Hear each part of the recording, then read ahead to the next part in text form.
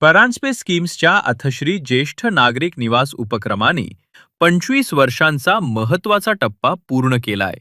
या निमित्ताने वडोदरा येथे 6,000व्या रहिवाशाला घराचा ताबा देण्यात आला.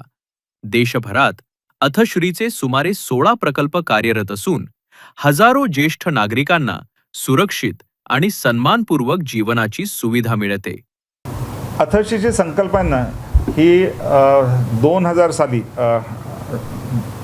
बी.जी. देशमुख जे आपले सेक्रेटरी होते, गव्हर्नमेंट ऑफ इंडियाचे चीफ सेक्रेटरी होते, आणि डॉक्टर शरदचंद्र गोखले जे एक सोशल सायंटिस्ट होते, त्यांच्या मार्गदर्शनाखाली अथर्शीची संकल्पना सुरुवात झाली. 2001 साली त्याचा कोनशिला समारंभ आपले भूतपूर्व प्रेसिडेंट व्यंकटरमणजी यांच्या हस्ते झाला. आणि तेव्हा आम्ही एक वडाचं झाड लावलं होतं. आज ते 25 वर्षाचं वडाचं सॅपलिंग आहे, त्याचा मोठा वटवृक्ष झाला आहे. अतिशय चैतन्य असलेली, ज्याला म्हणतो हॅसलफाईड, डिग्निफाईड, जॉयफुल लाईफ हे ज्येष्ठांना आम्ही देऊ शकलो. या 25 वर्षामध्ये 17 वेगवेगळ्या अथर्शीज आम्ही पूर्ण केल्या आणि त्याच्यामधून आज जवळजवळ 5,000 ज्येष्ठ नागरिकांची आम्ही सेवा करतोय. त्यांना अभिमानाने राहता येईल, इंडिपेंडंटली राहता येईल असं आयुष्य आम्ही देऊ शकलो. आणि आज मी तुम्हाला नक्की सांगेन की कुठच्याही आमच्या अतिश्रीकरांचं तुम्ही इंटरव्ह्यू घ्या आणि ते भरभरून गोष्टी सांगतील अतिश्रीमध्ये. भारतामध्ये वाढती आयुर्मर्यादा आणि बदलती कुटुंब व्यवस्था यामुळे सीनियर लिव्हिंग सेक्टर वेगाने वाढत असून अथश्री या क्षेत्रात नवे मापदंड स्थापित करत आहे. आय थिंक 25 वर्ष अथश्रीला झाली आहेत. पहिले 25 वर्ष अवेअरनेस क्रिएट करण्यात गेली की हे वृद्धाश्रम नाही आणि हे आता इंडिपेंडंट सिनियर लिव्हिंग ज्याला आपण कॅटेगरी म्हणतो ती आता तयार झालेली आहे.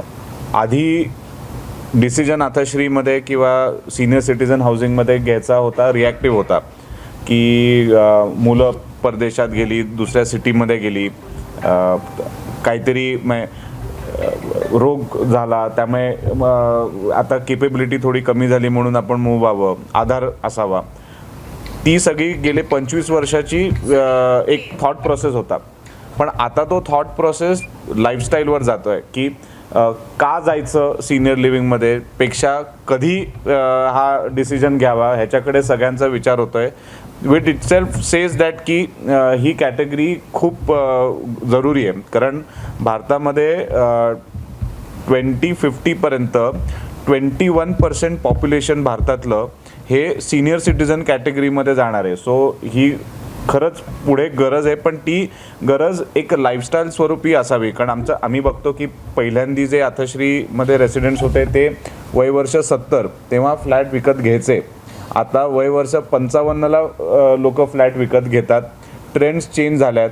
आधी टॉप फ्लोअर आहे हा नकोसा वाटायचा, ग्राउंड फ्लोअर हा पहिला विकला जायचा. आता पहिल्यांदा सगळे टॉप फ्लोअर विकले जात आहेत कारण लोकांची राहण्याची पद्धत पण चेंज झाली आहे. सो असे वेगवेगळे ॲक्च्युली चेंजेस होत जात आहेत आणि ते चेंजेस लक्षात घेता प्रत्येक पहिली अथश्री टू आता ही 17वी अथश्री उद्याचं आम्ही पोझिशन देतोय बरोडामधल्या आमच्या सेकंड फेजचं. सो त्याच्यामध्ये आम्ही आता पिकल बॉल कोर्ट ॲड केलेलं आहे, जे ॲक्च्युली हा गेम सिनियर सिटीजनसाठी चालू केला होता आणि सगळे यंग मुलंच खेळतात. तर हा पहिल्यांदा आम्ही तिथे चालू करतोय. एक वेगळं प्रयत्न आमचा आहे. या उपक्रमाअंतर्गत आरोग्य आणि वेलनेस सेवांमध्ये मोठी भर घालण्यात आली आहे. Real time health monitoring, cardiac ambulance, on call वैद्यकीय सेवा आणि नियमित योग फिटनेस कार्यक्रम उपलब्ध करून दिले जाणार आहेत.